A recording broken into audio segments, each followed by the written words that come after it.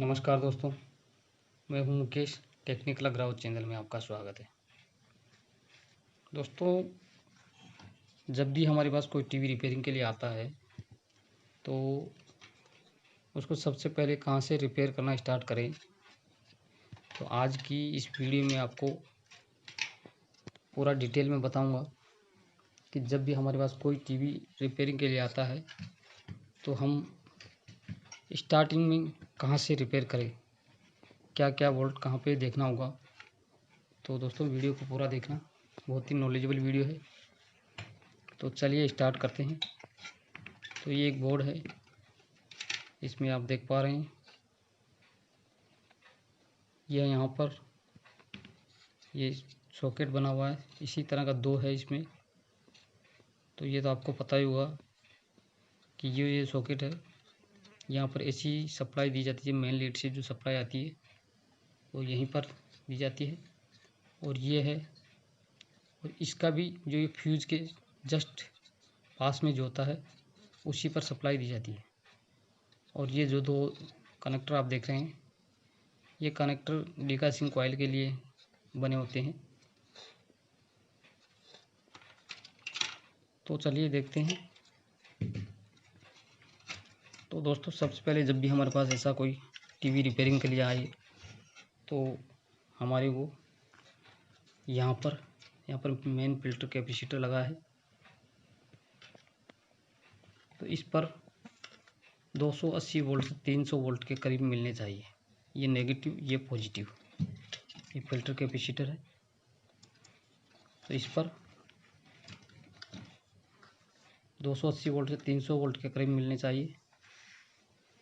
और यहाँ पर आउटपुट जो एसएम ट्रांसफार्मर है ये, तो इस एसएम ट्रांसफार्मर के सेकेंडरी वाइंडिंग पर यहाँ पर 110 सप्लाई चेक करते हैं। तो यहाँ पर 110 सप्लाई मिलनी चाहिए। इसके बाद अगर यहाँ पर सप्लाई नहीं मिल रही तो सबसे पहले हमें जो ये आउटपुट ट्रांजिस्टर आप देख रहे हैं, ये आउटपुट ट्रांजिस्टर यहाँ पे लगा है। मैं आपको दिखा देता हूँ। देखिए, ये आउटपुट ट्रांजिस्टर लगा है, ये वाला। तो इस आउटपुट ट्रांजिस्टर को जो जाने वाली सप्लाई है यहाँ से जाती है। तो यहाँ से ये एक रेजिस्टेंस या जंपर इसमें लिखा हुआ है R470। तो इस रेजिस्टेंस को यहाँ से ओपन कर देना चाहिए, क्योंकि अगर ये शॉर्ट होगा, ये आउटपुट ट्रांजिस्टर जिसे हम BU भी बोलते हैं, तो ये ट्रांजिस्टर ख़राब होगा तो हमारी सप्लाई भी ड्रॉप हो जाएगी और यहाँ पर 0 वोल्ट मिलेंगे। तो इस रेजिस्टेंस को निकाल देना है। ये देखिए, रेजिस्टेंस लगी है। तो इस रेजिस्टेंस को ओपन करके फिर हमें वोल्टेज चेक करना है। तो इस पर 110 सप्लाई आनी चाहिए और इन पर 28 वोल्ट और 12 वोल्ट, ये जो 4-5 सप्लाई है, इन पर सब पर सप्लाई मिलनी चाहिए। अगर दोस्तों इनमें किसी पर भी अगर सप्लाई नहीं मिल रही तो हमारे इस सेक्शन में, ये एसएम ट्रांसफार्मर, इसके प्राइमरी सेक्शन में खराबी है। इस प्राइमरी सेक्शन में खराबी है, क्योंकि यहाँ पे अगर कोई भी वोल्ट किसी भी सप्लाई में नहीं मिल रहा है तो प्राइमरी सेक्शन को चेक करना होगा। इसके अलावा जो भी ये डायोड यहाँ पे लगे हैं, यहाँ पे डायोड लगे हैं, तो इन डायोड को भी चेक करना चाहिए, क्योंकि डायोड अगर ख़राब होगा तो भी हमारी सप्लाई आउट नहीं होगी। तो ये डायोड आप देख पा रहे हैं, इन डायोड को चेक करना ज़रूरी होता है। इन डायोड में से भी कोई डायोड ख़राब होगा तो भी हमारे को यहाँ पर सप्लाई नहीं मिलेगी। यहाँ पर अगर सप्लाई नहीं मिल रही तो फिर हमारे को एसएम ट्रांसफार्मर के प्राइमरी सेक्शन को चेक करना होगा। या तो ये हमारा एसी फ्यूज़ ओपन मिलेगा।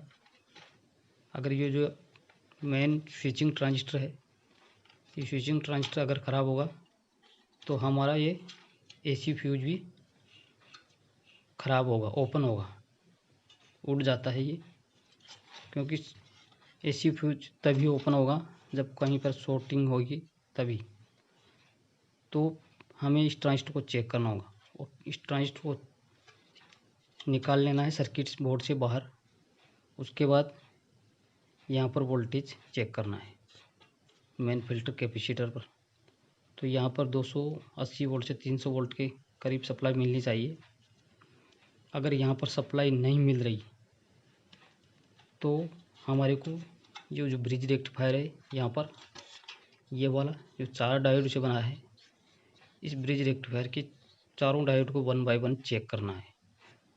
क्योंकि इन चारों डायोड में से भी अगर कोई भी डायोड एक ख़राब होगा या चारों ख़राब होंगे तो हमारा ये एसी फ्यूज बार बार ओपन होगा और इस मेन कैपेसिटर पर भी वोल्टेज नहीं मिलेंगी। इसके बाद यहाँ पर 280 वोल्ट से अगर कम मिल रहे हैं इस मेन कैपेसिटर पर, 280 वोल्ट से 300 वोल्ट के करीब मिलने चाहिए। अगर इस पर हमें 230 वोल्ट या 240 वोल्ट के करीब मिल रहे हैं, जो सप्लाई हमने यहाँ पे 230 वोल्ट सप्लाई दी थी, अगर जो इनपुट सप्लाई हमने दी है वही वोल्टेज यहाँ पर अगर मिल रहे हैं तो ये हमारा ये कैपेसिटर ख़राब है। क्योंकि ये फिल्टर कैपेसिटर चेंज करना होगा। इसके बाद यहाँ पर अगर वोल्टेज मिल जाते हैं तो हमारे को इस ट्रांजिस्टर को बाहर निकाल लेना है और इसको निकालने के बाद इस ट्रांजिस्टर के कलेक्टर पे 280 वोल्ट के करीब चेक करना है।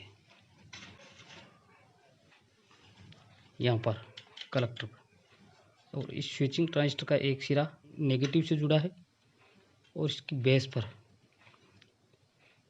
पर दोस्तों हमें यहाँ पर मल्टीमीटर से एक प्रोब यहाँ पे रखनी है। और जो ये बेस है, ये बेस, तो इस बेस पर इस ट्रांजिस्टर को हटाने के बाद यहाँ से सप्लाई देनी है और इस ट्रांजिस्टर के बेस पर वोल्टेज चेक करना है। तो यहाँ पर आपको 0.2 वोल्ट से 0.4 वोल्ट के करीब मिलने चाहिए ट्रांजिस्टर को हटाने के बाद। अगर यहाँ पर 0.2 वोल्ट या 0.4 वोल्ट के करीब मिल रहा है इस ट्रांजिस्टर के बेस पर, तो हमारा ये यहाँ तक का सर्किट ओके है। अगर यहाँ पर 0.2 वोल्ट नहीं मिल रहा है तो दोस्तों फिर इस ट्रांजिस्टर, यहाँ पे एक ट्रांजिस्टर, छोटा ट्रांजिस्टर और लगा है 3807, ये वाला, ये छोटा ट्रांजिस्टर यहाँ पे लगा है। तो इस ट्रांजिस्टर को चेक करना है। तो ये ट्रांजिस्टर ख़राब होगा तो भी यहाँ पर बेस पर वोल्टेज नहीं आएंगे। और इस ट्रांजिस्टर को चेंज करने या चेक करने के बाद भी यहाँ पर वोल्टेज अगर नहीं आ रहे हैं तो फिर यहाँ पर जो ये मेन कैपेसिटर है इसके पॉजिटिव सिरे से 2 रेजिस्टेंस जा रही है। तो ये दोनों रेजिस्टेंस को चेक करना है।